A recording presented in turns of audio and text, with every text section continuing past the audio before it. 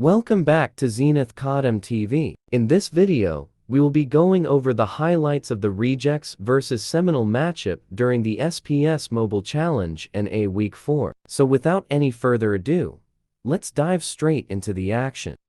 We have Seminal 170-point differential in hardpoint this season. That is absolutely insane.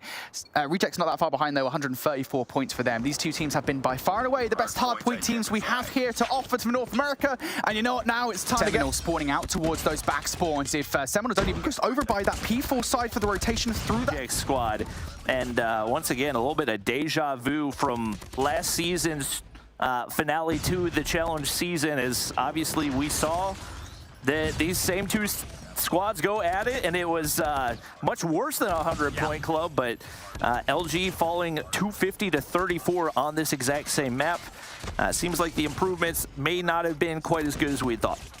Honestly, to be fair, I don't think this is necessarily Seminal playing badly by any means. I think there is an element of, you know, we compare operators to operators, and Seminals just were not there in any similar capacity to Rejects. Every single time we saw them from Rejects, there was real value to be found. But also, I think just fundamentally speaking, Reject on a lot of these powerful rotations, they were getting control. There was key breaks coming through. I think P3 on that second set was paramount to winning the entire game.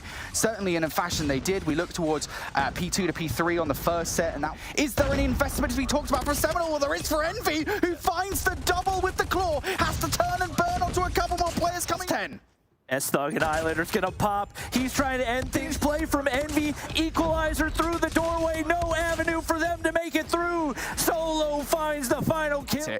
A 100-point club on take of hardpoint, a map in which we've seen, at least at this point, Bobby, we're right with how we thought the series would go right now. Yeah, it has been super competitive, and puts that much more pressure onto our swing map and that raid control.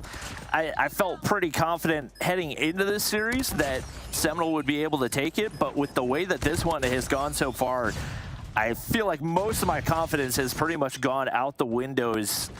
Seminal have probably the most discombobulated that we've realistically ever seen. Obviously, you got to give credit for Rejects in the way that they've performed. But it hasn't looked like an uber confident Seminal squad from what we've seen so far. Yeah, I don't necessarily know if it's confidence at the moment, because I think the confidence is still there. I think at the moment they're just trying to figure out a way to get around Rejects and the way that they're playing, because this new Rejects roster I think certainly is revitalized. Second, and Washi connects for the snipe.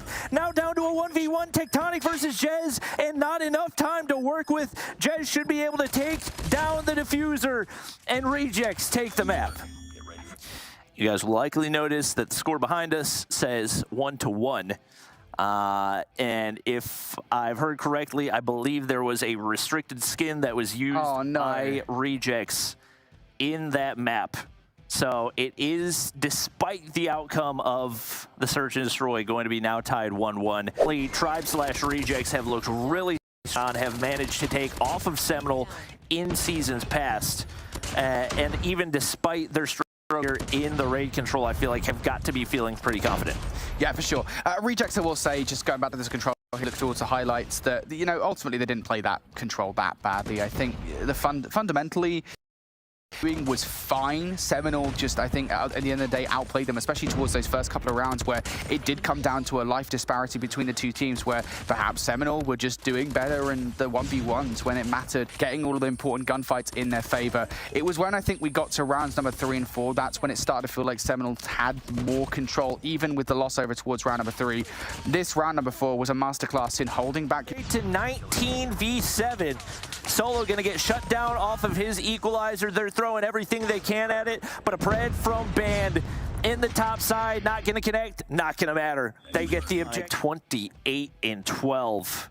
Just having a field day on that meta Band. That was one of the better series we've seen out of him on a map that, like we said, typically not very SMG oriented, but he was so pesky, just constantly a thorn in the sides, manipulating the spawns, pushing out toward the direction. I think especially on that P2 control, there were so many times he was able to get pushed past rocks and keep those Rejects players guessing on what direction they needed to go.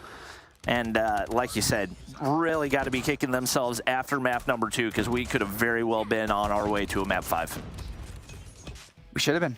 It should have been a map 5, man. We can talk about this all day. It's so frustrating, I think, for Rejects, because they played so well in those first 2 maps in the series. It really looked like, wow.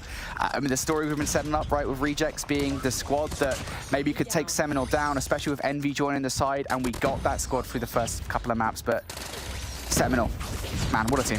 At it, Jez calls in the prank, but I don't know if it'll land in time. Esto just trying to play his life. Not enough time for Rejects as Seminal remained the king. From Seminal, they garnered control early on, and I don't think it ever looked like Rejects